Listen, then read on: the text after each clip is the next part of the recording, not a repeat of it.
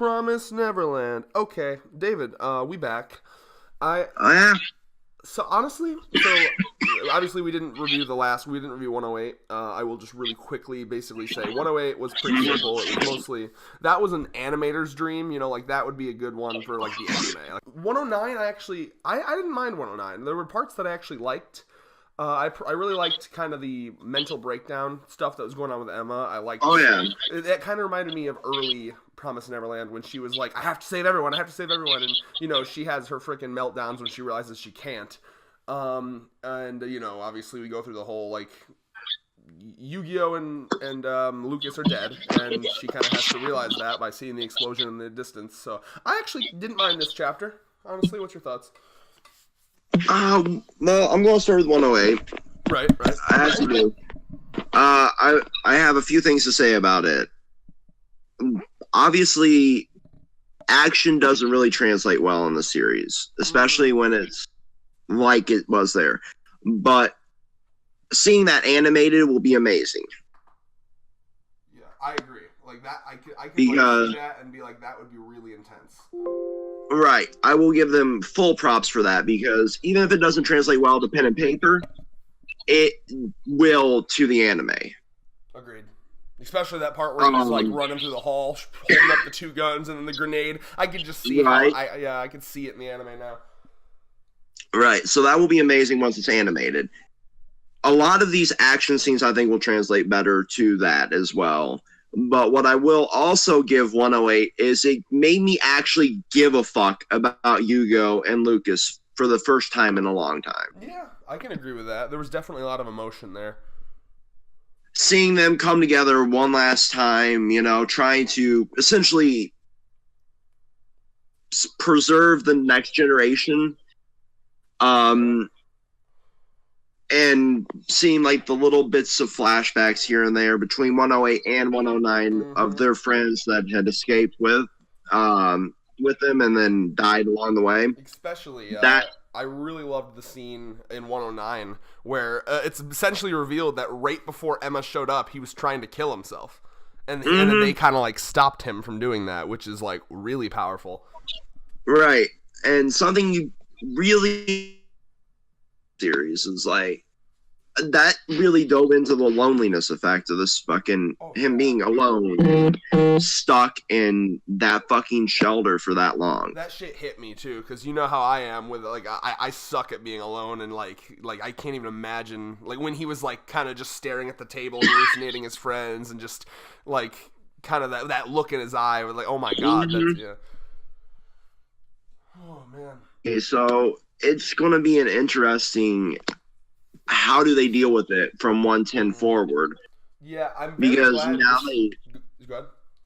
now they know that they're dead, and now we might see like the splintering of groups here, like Lucas's group from fucking Goldie Pond just saying, "Emma, if it wasn't for you, Lucas and Hugo would still be alive." So you know what that would be good character writing. Is this author capable of that? True. That'd be great. Like I would really love that. That would be an awesome character dynamic drama thing to happen. We'd like to see like character flaws, breaking down of friendships. That would be an interesting thing to see for sure.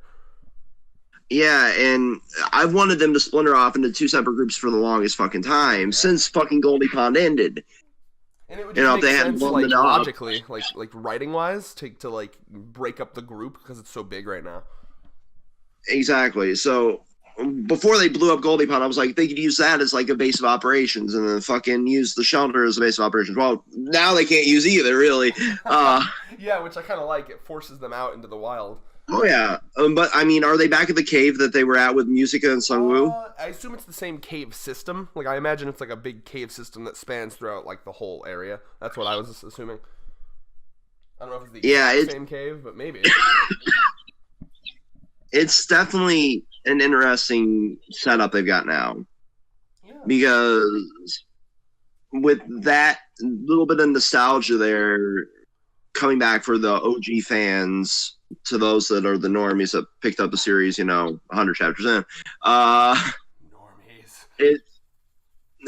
I had to get that in there. I know. But it's going to be an interesting little fucking bit of bullshit going on here. Like, they can show them what Sungwoo and Musica taught them about hunting and herding and all of that they learned when they first escaped from Gracefield. Yeah. But again, that would be great character writing, but can the author do it? No, you're right. I mean, I think that this chapter had some of the best character writing in a while. Like the conversations between, I thought the conversation between Emma and Yu-Gi-Oh about like the decisions you make and how don't get hung up on the decision itself, but like how to make the right decision after the fact. Like there were good conversations here that for the first time in a while, because you know how a lot of times my complaint with this series is that every piece of dialogue feels like it could be from anyone. It's so like generic and not character specific. It just feels like you could put it in Microsoft Sam and like just have it read it all and it means nothing. But like that conversation plus the conversation like about like you know with Lucas when he's like sacrificing himself and like all that shit. It felt a lot better than usual for this author. So I will give it that. I thought that actually got me emotional. The conversation that Emma was having with Yu-Gi-Oh got me emotional. Or Yu-Go, I don't know I always say Yu-Gi-Oh like the fucking card game. But it was good. I mean, you know, like what I find with Promised Neverland is this chapter, as compared to other manga, not like amazing, but like compared to what we've been getting from Promised Neverland, it's good. You know. Oh yeah, definitely. Like, and so with the whole like you could throw it into a fucking text speech program and it would mean nothing issue. We've seen that since Goldie Pond really, and it's definitely become a bit of an annoyance with us. And what I really, really do like is that they show they can actually write characters in this fucking chapter. No, I mean, the vibe I get from this author a lot is that, like, he has a lot of really good moments in his head, but he has to, like, bridge them with bullshit.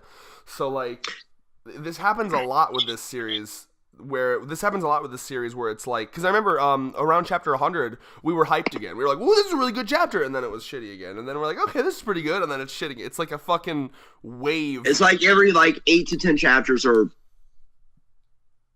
rest or utter ass. Yeah, every 8 to 10 chapters there's like a good moment, and then we're like, okay, and then that's just enough to keep you hooked until the next good chapter. It's a fine science he's got worked out.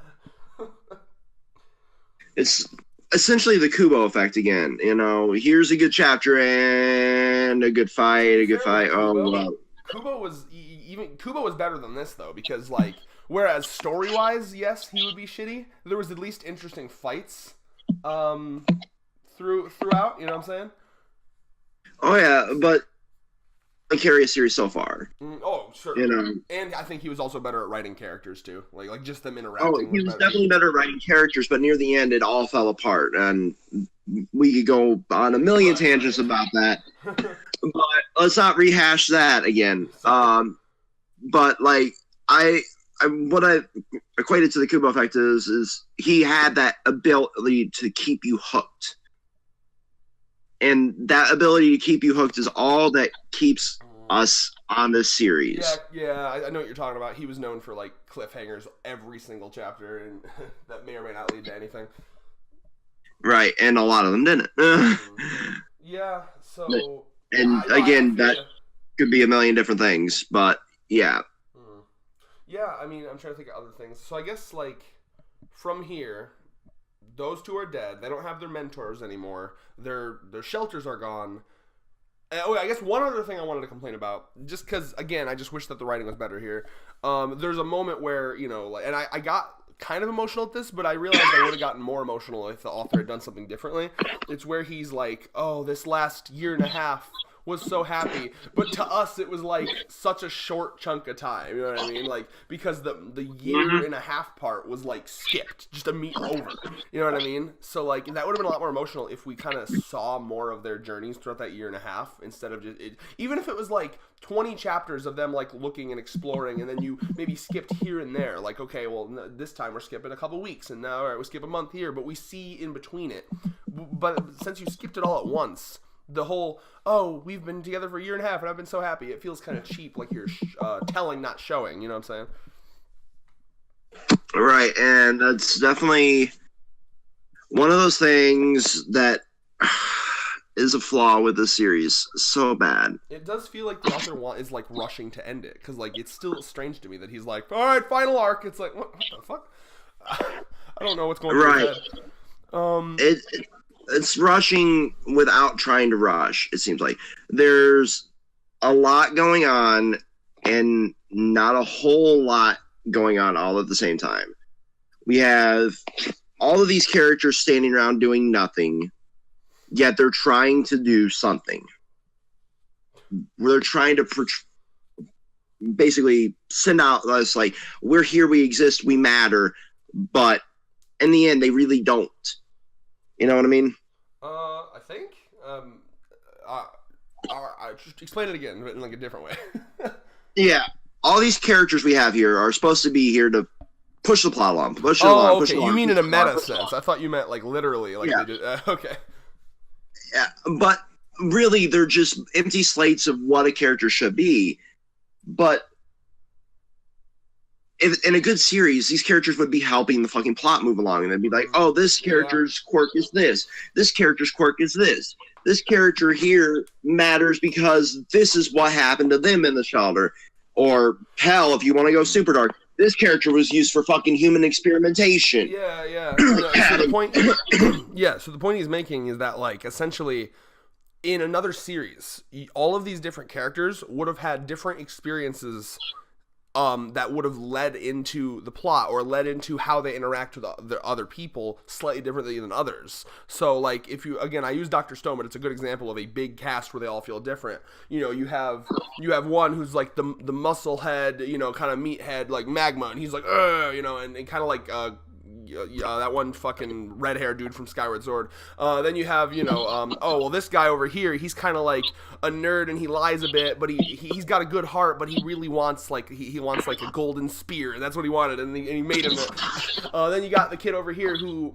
And he needs glasses to see, but he doesn't, you know, we live in a stone world. You know what I mean? There's all these different little details that make them unique as people. That doesn't exist with these kids. That's my main issue with this series and what makes it so hard to read, because I don't feel like I'm watching a group of people progress through a plot. Yeah. I feel like I'm watching a group of robots move the plot along forcibly.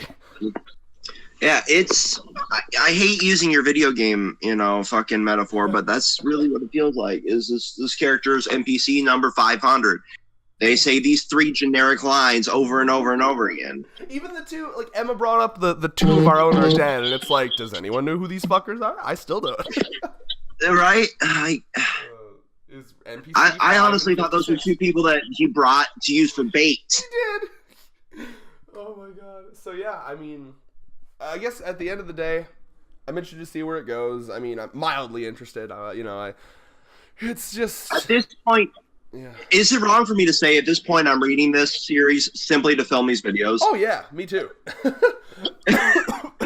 I mean, the hope is still there that maybe it'll get good again. Probably not at this point.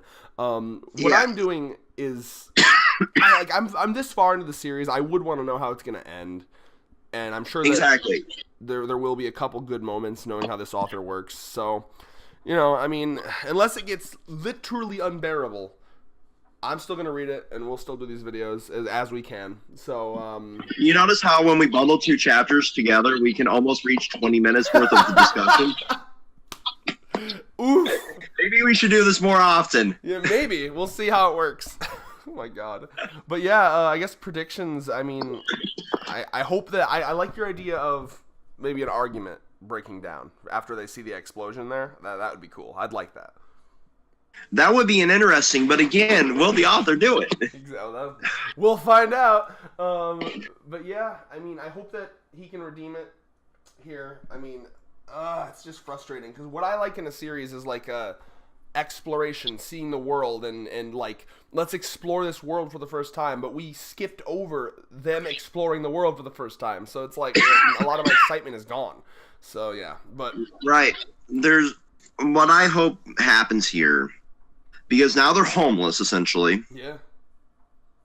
We have limited resources. whatever they were able to bring with them, if anything. Mm-hmm. I don't really think they brought anything. Probably not a lot, even if anything. I know they might have taken a gun. Right. You know, obviously they're going to need some sort of protection. Aside from that, they're going to have to be hunter-gatherers again. They're back to so we can go back to the Sungwoo and Musica method, show these fucking kids that live in Goldie Pond how to hunt, because I doubt they've ever hunted. I mean, it depends on in the year and a half how many, because I know that they learned to hunt pretty well in that year and a half. It just depends on if it was just the main kids doing it or if the younger kids ever gave it a shot either. Right. So they might be teaching the younger generation. They might be showing, you know, okay, here's what we know about this area from the two demons that rescued us. Demons rescued you? What? That'd be interesting. Right, yeah. That's good writing again. See, shit. Yeah, that would be an interesting fucking interaction, wouldn't it? But yeah, we'll see. We'll see. Hopefully it's good. But yeah, those would be, you know, some good predictions there if we could actually predict what this author's going to do. Instead, it's been go from point A to point B. Mm-hmm. That's end of chapter. I suppose they're going to try to go to the fucking whatever point that they think is after they discovered something in all of their fucking travels. So I guess we're going there now and then trying to reform the promise. Yep, and who knows? It could be 10 chapters that the pace we're going, or it could be 100 chapters. Chapter. They're just there.